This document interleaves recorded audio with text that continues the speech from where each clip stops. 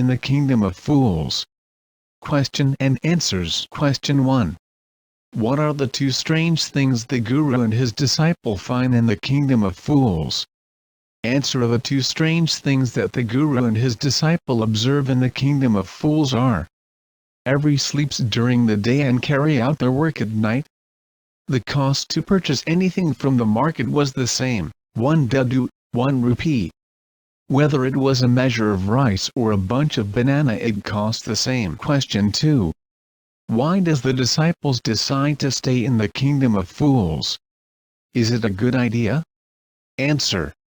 The disciple decided to stay in the kingdom of fools because he was delighted that everything cost a single dadu and everything was very cheap. All that he wanted was good and very cheap food. According to the Guru, staying there was not a good idea as they were all fools, and so he felt the situation would not last long and was not sure about what they would do in the future. Question 3. Name all the people who are tried in the king's court, and give the reasons for their trial. Answer. Following people were tried in the king's court. The merchant whose house was burgled, because his house's wall was weak and it fell upon the burglar and killed him. The bricklayer who built the wall, because he built a wall which was weak and which collapsed, killing the burglar.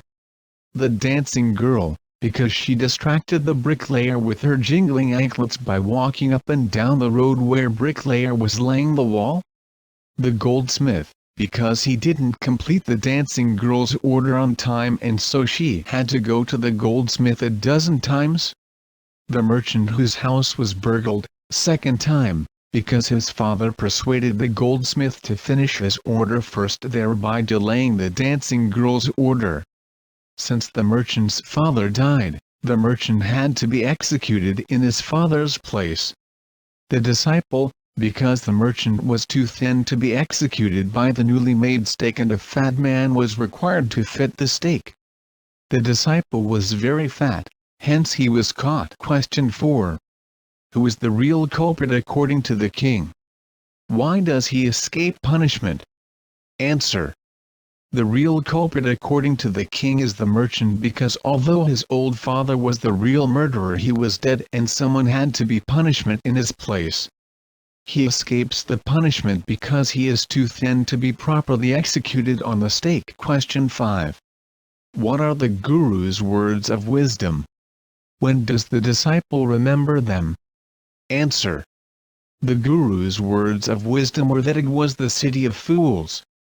He advised the disciple to leave the city because he would not know what they would do next. The disciple remembers this when he was going to be executed. Question 6. How does the Guru manage to save his disciple's life?